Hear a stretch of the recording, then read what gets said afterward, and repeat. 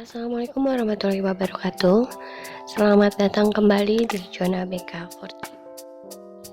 Hari ini kita akan berbicara mengenai perencanaan karir.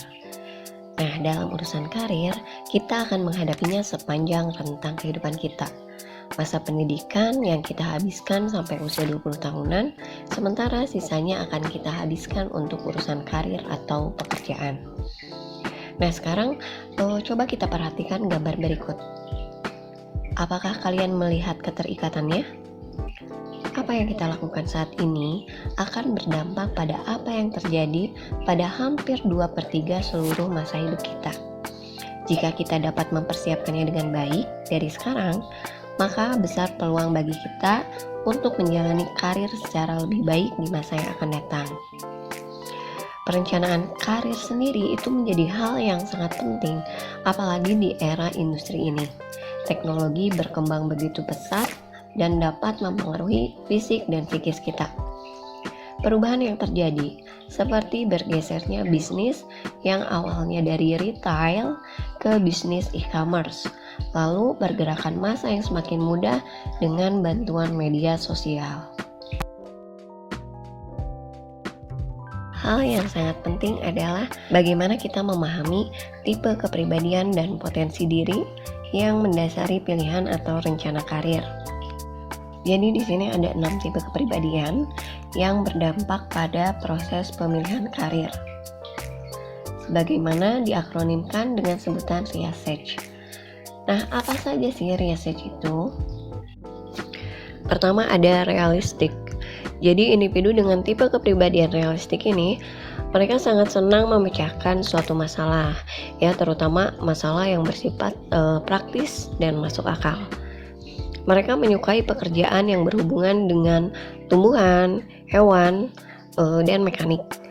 Oleh karena itu, individu dengan tipe kepribadian realistik ini lebih menyukai alam bebas dibandingkan berhubungan dengan orang lain.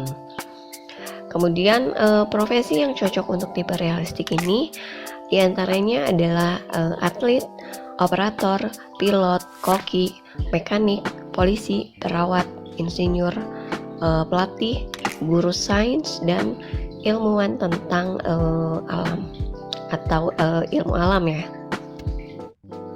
Yang kedua ada investigatif. Individu dengan tipe kepribadian ini ditandai dengan mereka itu paling analitis dan senang mengobservasi sesuatu. Mereka memiliki rasa ingin tahu yang tinggi. Nah, ini tentang bagaimana sesuatu hal dapat bekerja dan berfungsi. Mereka juga tidak suka dibatasi dan sangat senang hal-hal yang baru, terutama ide-ide abstrak yang tidak pernah dibayangkan sebelumnya. Dan profesi yang cocok untuk tipe ini diantaranya adalah dokter, psikolog, filsuf, ahli gizi, ekonom, ilmuwan, programmer, astronom, fisikawan, dan insinyur. Yang ketiga ada artistik.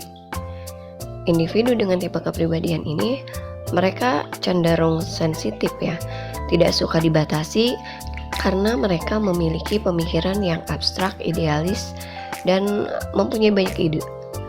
Mereka juga fleksibel dalam berbagai hal. Lalu profesi yang cocok untuk mereka yaitu desainer, penulis, musisi, arsitek, wartawan, penari, translator, editor, dan artis. Mungkin lebih ke dunia entertain ya kalau orang yang punya tipe kepribadian ini.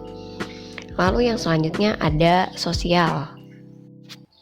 Individu dengan tipe kepribadian sosial, mereka sangat humanis dan senang membantu orang lain. Hangat dan ramah kepada orang lain, senang melakukan kegiatan-kegiatan sosial, apalagi yang bertujuan untuk kemajuan masyarakat. Nah, profesi yang cocok untuk kepribadian ini adalah guru, konselor, tour guide, perawat, hakim, psikolog, sejarawan, menteri, pekerja sosial, dan ahli patolog bicara. Yang kelima ada enterprising. Hal yang khas pada individu dengan tipe kepribadian ini, mereka suka berdebat, tidak takut mengambil resiko, dan selalu optimis dalam segala hal. Bagi mereka, bekerja itu dipandang sebagai suatu petualangan. Kepribadian dengan tipe ini, mereka cocok dengan profesi seperti pengacara, psikolog industri dan organisasi, manajer, pialang saham, pengusaha, direktur, politikus, PR, dan akuntan. Nah, yang terakhir di sini ada konvensional.